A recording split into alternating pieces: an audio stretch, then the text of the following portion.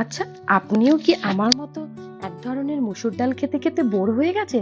তাহলে কিন্তু ঝটপট এই আচারি মসুর ডালটা বাড়িতে একবার ট্রাই করুন। খেতে লাগবে দুর্দান্ত। এর জন্য প্রথমে আমাদেরকে মসুর ডালটাকে চাপ চাপ ভাবে সেদ্ধ করে রাখবো। তারপরে কড়াইয়ের মধ্যে বেশ কিছুটা সর্ষের তেলের মধ্যে 5 ফোড়ন, শুকনো লঙ্কা, তেজপাতা ফোড়ন দিয়ে ছোট ছোট কুচি করে রাখা পেঁয়াজ, আদা রসুন বাটা দিয়ে দেব।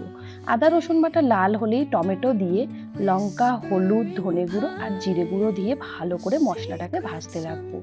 তারপরে ওপর থেকে একটুখানি জল দিয়ে মশলা যখন ভাজা হয়ে গিয়ে তেল ছাড়বে, তখন আচার, টক ঝাল 2 চামচ আচার, নুন আর পরিমাণ মতো চিনি দিয়ে দেবো।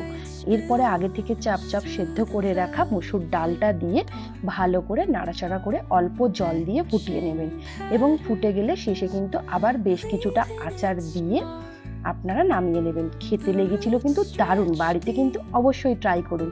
এটা কিন্তু ভাতের সাথে জাস্ট জমে যায়।